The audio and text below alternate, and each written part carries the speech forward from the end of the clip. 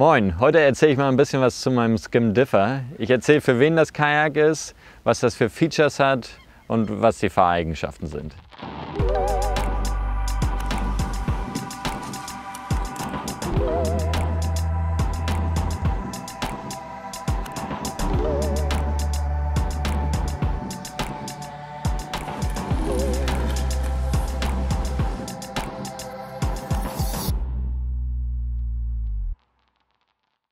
Der Differ war mein erstes richtiges Seekajak. Ich habe mit dem so richtig paddeln gelernt. Also ein Vereinskollege von mir hatte den Differ. Ich habe mich da einmal reingesetzt. Bei einer Tour haben wir mal das Kajak getauscht. Und da habe ich ziemlich schnell gemerkt, okay, das Kajak gefällt mir sehr gut, das passt zu mir. Ich mochte, dass es einfach ein schnelles Kajak ist, dass ich damit nah am Wasser bin. Also der Differ ist ja ein ziemlich spitzes Kajak und ich finde manchmal, dass er wie so ein Pfeil durchs Wasser sticht, weil wenn man so viele kleine Wellen hat, dann sieht das manchmal so aus, als würde der Differ so direkt darüber gleiten. Daher kommt vielleicht auch der Name. Und deswegen ist er für solche Bedingungen ist er optimal. So, wo andere Kajaks dann die ganze Zeit solche Stampfbewegungen machen, da geht der Differ einfach so durch.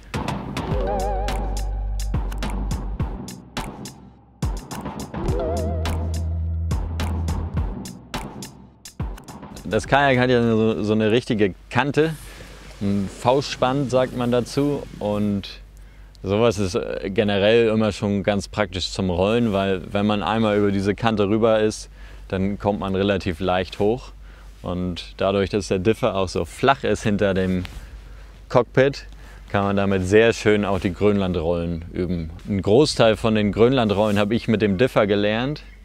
Natürlich wünsche ich mir da hin und wieder schon eher ein Grönland-Kajak, was dann einfach noch schmaler ist, noch weniger Volumen hat für sowas wie die Elbow Roll oder ja, noch schwierigere Rollen. Aber mit dem Differ kann man die meisten von den Rollen auch super lernen.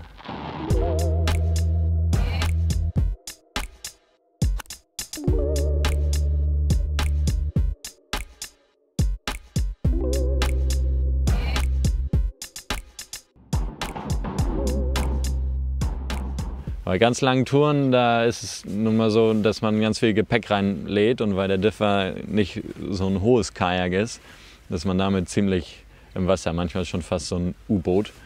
Ja, und da sind andere Kajaks einfach besser geeignet, weil wenn man dann auch noch Welle hat bei Touren, dann läuft da immer nur die Welle übers Kajak rüber, und das bringt nicht so viel Spaß, wenn man dann immer bis hierhin so im Wasser sitzt. Surfen kann man mit dem Differ natürlich auch, mit jedem Kajak kann man surfen, aber es gibt Kajaks, die sind besser zum Surfen und Kajaks, die sind schlechter zum Surfen, und der Differ ist jetzt nicht unbedingt das Kajak, das ich wähle, wenn ich so richtig Brandungspaddeln gehe. Das ist einfach dieses Heck, das so kantig ist, das ist schon mal nicht so gut, weil dann wird man schnell rübergedrückt und das wenige Volumen im ganzen oberen Bereich, also der Bug hat zwar viel Volumen, aber ist trotzdem sehr flach. Und damit sticht man immer gerne irgendwo einfach nur in die Welle rein, aber so richtig schön zum Surfen kommt man nicht, man bremst immer eher. Mit den Jahren sind natürlich auch einige Schäden entstanden. Da habe ich mal einen Punch gekriegt. Im Surf ist mir ein anderes Kajak mit der Spitze in die Seite reingefahren, da gab es einen Riss, und mein Kumpel Nils hat mir geholfen, das wieder heile zu machen. Heute sieht man fast gar nichts mehr davon.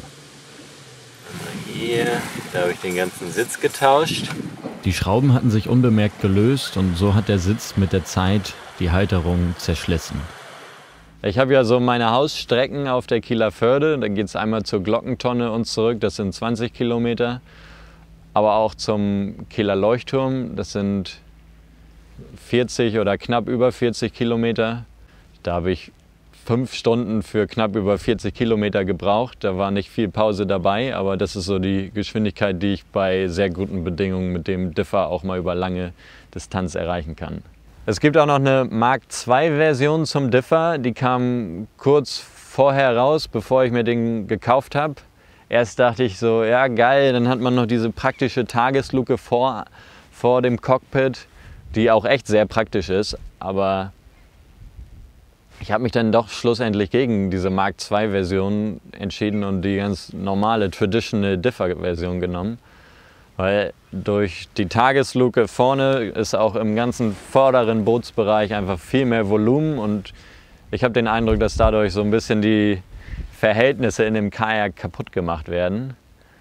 Und es ist nicht mehr so, wie sich das damals der Erfinder gedacht hat, als er das Kajak designt hat, sondern ja, da ist jetzt einfach vorne mehr Volumen drin, als das Kajak, glaube ich, haben sollte da. Deswegen würde ich, auch wenn es manchmal unbequem ist, wenn man nicht diese Tagesluke hat, immer wieder die Traditional-Version nehmen.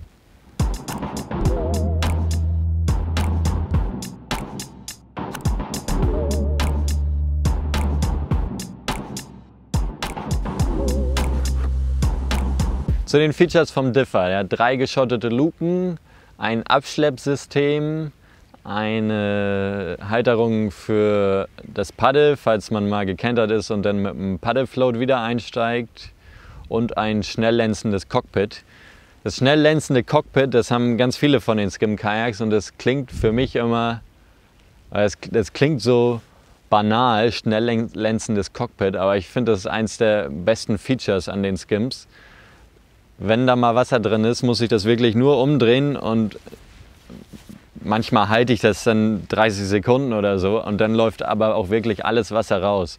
Da muss ich nicht noch mit dem Schwamm noch mal ran. Und das ist so eine Erleichterung, wenn man das einmal umdrehen kann und dann ist alles Wasser raus und ich muss dann nicht noch mit dem Schwamm und dann bleibt immer noch mal irgendwo eine Ecke, wo man nicht rankommt mit dem Schwamm und so, und das passiert damit natürlich nicht. Denn ja, die Wiedereinstiegshilfe für das Paddel habe ich bisher nur für irgendwelche Spielereien benutzt. Ich habe das noch nie gebraucht, dass ich selber mit dem Paddlefloat nochmal einsteigen musste.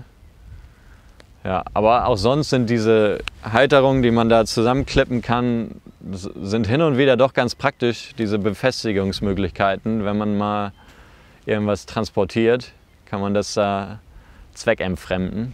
Also dieses Abschleppsystem vom Differ habe ich früher hin und wieder benutzt, aber insgesamt ist es schon leichter, wenn man eine ganz normale Abschleppleine nimmt, die man sich um die Hüfte macht oder an der Schwimmweste festmacht. Insgesamt ist es aber, glaube ich, zu fummelig, dass durch die Öse von der Diebstahlsicherung durchzufummeln hinterm Rücken und dann durch die Curryklemme, das macht man, glaube ich, in einer echten Situation nicht.